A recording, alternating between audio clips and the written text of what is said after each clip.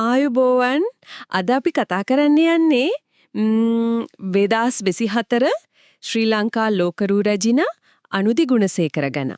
ඔව් අපිට ලැබිලා තියෙනවා ලිපි වගයක්. ඒ වගේ තමයි අපි මේ තොරතුරු අරගත්තේ. හරි.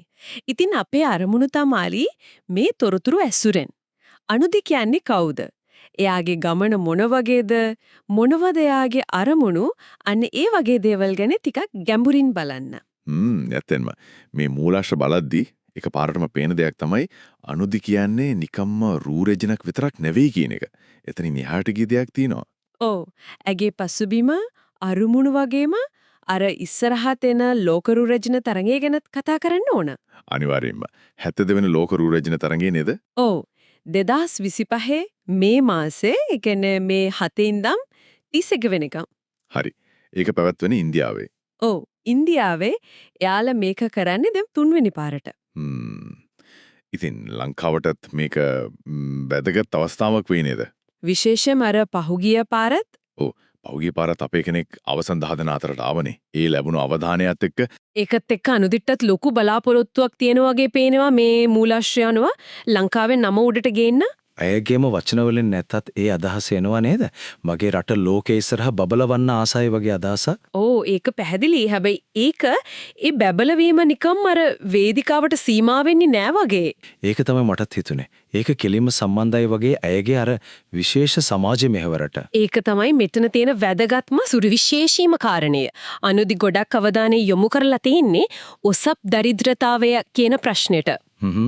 ඒ කියන්නේ ඉතින් ගොඩක් කාන්තාවන්ට ගැහැණු දරුවන්ට අර සනීපාරක්ෂක දේවල් ඒවට අවශ්‍ය පහසුකම් එතකොට ඒ ගැන දැනුම ඒව හරියට ලැබෙන්නේ නැති එක. ඒක ඇත්තටම ලොකු ප්‍රශ්නයක්. හැබැයි ගොඩක් වෙලාවට කතා නොකරන දෙයක්. ඔව්. ඉතින් එයා බලාපොරොත්තු වෙනවා ලෝකරු රැජින තරඟයේ අර අරමුණක් සහිත රූසපුව beauty with a purpose කියන අංශය යටතේ මේ ගැන කතා කරන්න. ඒක නම් ඇත්තටම හොඳ දෙයක්. මොකද මේ වගේ මාතෘකාවක් ටිකක් සංවේදී වෙන්න පුරුවන් සමහර විට. ඒක මේ වගේ ලොකු වේදිකාවට ගේන එකම වටිනවා. ඒ විතරක් නෙවෙයි අය මේ වෙනුවෙන් සහේලි කියලා ලාභ නොලබන සංවිධානයකුත් පටන් අරන් තියෙනවා. සහේලි ඒකෙන් මොකද්ද කරන්නේ? ඒකෙන් ප්‍රධාන වශයෙන්ම කරන්නේ අර අවශ්‍යතා තියෙන දරුවන්ට සනීපාරක්ෂක ද්‍රව්‍ය දෙන එක, ජල පහසුකම්, වැසිකිලි පහසුකම් වගේ දේවල් හදලා දෙන එක. ඊට අමතරව දැනුවත් කිරීම කරන එක. හරි. ඒ කියන්නේ නිකම් ද්‍රව්‍ය දෙනවා විතරක් නෙවෙයි දැනුවත් කිරීමකුත් තියෙනවා. ඒක වැදගත්. ඔව්. ඒක බලගැන්වීමක්. පොඩ්ඩක් යාගේ පසුබිම පැත්තට ගියොත් අනුරාධපුරේ නේද? ඔව්. අනුරාධපුරේ ඉපදිලා අනුරාධපුර මධ්‍ය මහාවිද්‍යාලයේ ඉගෙනගෙන ඊට පස්සේ කැලණිය විශ්වවිද්‍යාලයට ඇවිල්ලා තිනවා ජාත්‍යන්තර සම්බන්ධතා. ඒකත් ගෞරව උපාධියක්. ඒ දැනුම ඇත්තටම උදව් වෙන්නේ නැති නේද මේ වගේ ගෝලීය තලයක සමාජ ප්‍රශ්නයක් ගැන කතා කරන්න? වෙන්න ඇති. ඒ වගේම පවුලේ විස්තරයක් තියෙනවා 5 දෙනෙක් ඉන්න පවුලක වැඩිමලා. ඔව් තාත්තා පොලිස් නිලධාරියෙක්, අම්මා රූපලාවන්‍ය ශිල්පිනියක්. ඒ වගේම වයස 19 ඉඳන් නිරූපණ ක්ෂේත්‍රයේ ඉඳලා තිනවා. හැබැයි අධ්‍යාපනයත් එක්ක ඒක සමබරව කරගෙන ගිහින් තිනවා කියලාත් සඳහන් වෙනවා. ඒක ලේසි නෑ. ඒකෙන් පේනවා යාගේ කැපවීම අර සංවිධානාත්මක බව. ඒ වගේම පොඩි කාලේ ඉඳන් තිබ්බ හීනයක්ලු මේ ලෝකරු රජින තරඟය කියන්නේ. ඉතින් ඒ හීනේ දැන් හැබෑවමින් තියෙන්නේ. ඔව්. ඉතින් මේ ඔක්කොම එකට ගත්තම ඇත්තටම පේනවා අනුදි ගුණසේකර කියන්නේ රුව විතරක් නෙවෙයි.